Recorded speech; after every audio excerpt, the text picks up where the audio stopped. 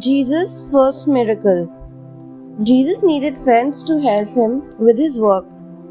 As he walked down by the Sea of Galilee, he saw some fishermen casting their nets into the water to catch fish. They were two brothers named Simon and Andrew. Jesus called out to them, "Follow me," he said, "and I will make you fishers of men." At once, the two men left their nets and joined him, for they knew that Jesus was the promised Messiah. A little further on, Jesus came across two brothers named James and John. They were in their fishing boat, mending the nets with their father. When Jesus called out to them, they immediately left the boat and their father and followed him. They too knew that Jesus was sent by God. Jesus chose these men not because they were clever, but because he knew they were strong, honest, and loyal to God. Later on, Jesus gave Simon a new name, Peter, which meant rock, and he called James and John the sons of thunder, because they were determined and fiery young men. Instead of gathering fish into their nets, Peter, Andrew, James, and John would gather people into the kingdom of God. These four disciples stayed close to Jesus. They learned from him and helped him as he traveled across the length and breadth of the country, teaching and healing. Jesus found Philip in Galilee. He belonged to Peter and Andrew's town. He too followed Jesus. Philip met Nathanael and told him, "We have found the one whom Moses wrote about. He is Jesus, son of Mary and Joseph. He is the Messiah." Nathanael too joined Philip and other disciples of Jesus. Each and every house in the time of Jesus had usually just one big room with a small window high up in the wall. The house would be so dark that an oil lamp had to be kept burning all night and most of the day as well. Jesus said to his followers, "When you light a lamp, you don't put it under the bed, do you? Of course not.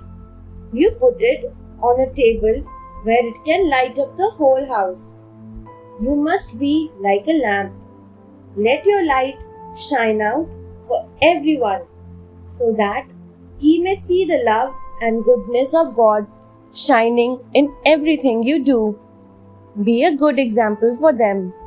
They will soon realize that your light comes from God and will thank and praise Him." Jesus taught His followers all about the kingdom of God. He told them that He was the perfect example of love and obedience to His Heavenly Father. He said, "I am the light of the world. Whoever follows me shall not be walking in the dark. He shall have the light of life." Once there was a wedding in the town of Cana in Galilee. Mary and Jesus were invited, and so were his disciples. The Jewish people are very traditional. They have lavish weddings with sumptuous food and good wine. The wedding at Cana was also a merry feast. But unfortunately, the Jewish people ran out of wine. If the wine got over, there would be nothing for the guests to drink. This would cause much embarrassment to the bridegroom and his family. Mary saw their plight and was worried. She turned to Jesus and said, "They have no more wine."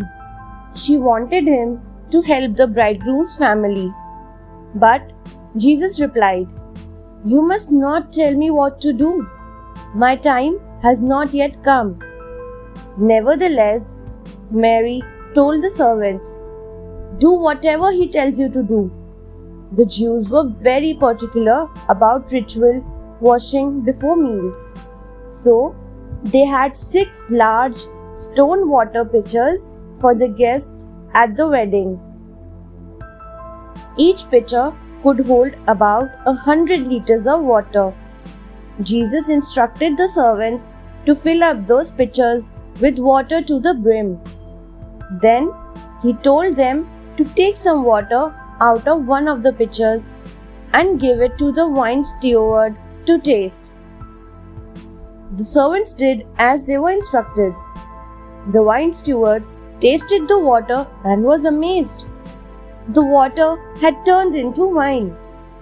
He took the bridegroom aside and complimented him. Most couples were served the best wine first, and then the wine steward brought out cheaper wine after the guests had too much to drink and would not notice. "This wine is so good. You must have saved the best for the last," the wine steward said. This was the first miracle performed by Jesus. Thanks for watching.